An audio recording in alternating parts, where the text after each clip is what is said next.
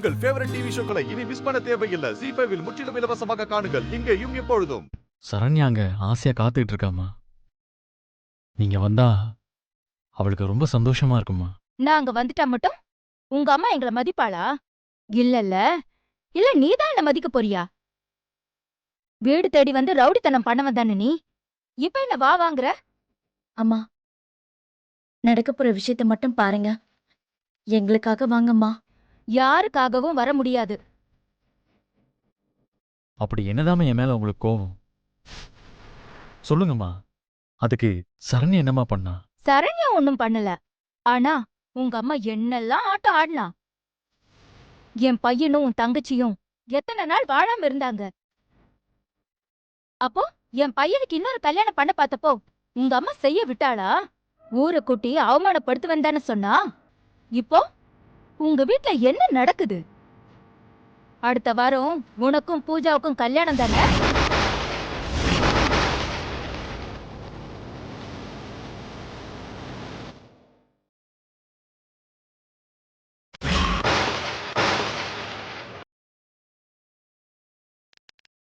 என்னடா எனக்கு எப்படி தெரியும் பாக்குறியா? எல்லாம் எனக்கு தெரியும்.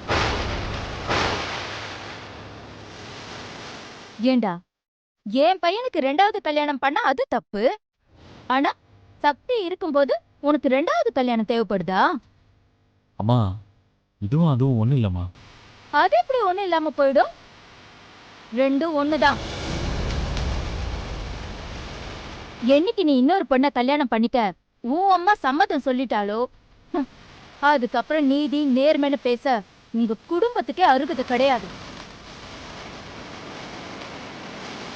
அது மட்டும் இல்ல, உன் தங்கச்சி அத்து விட்டுட்டு சீக்கிரமே என் பையனுக்கு வேற ஒரு கல்யாணம் பண்ண போற. நீ வேணா பாத்துக்கிட்டே இரு.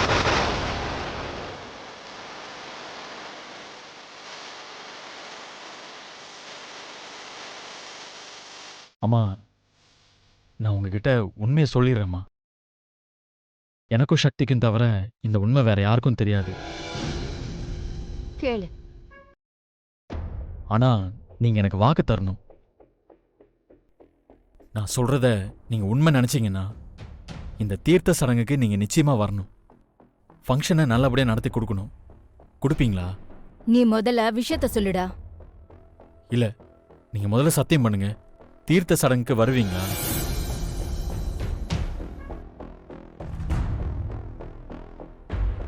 வருவேண்டா.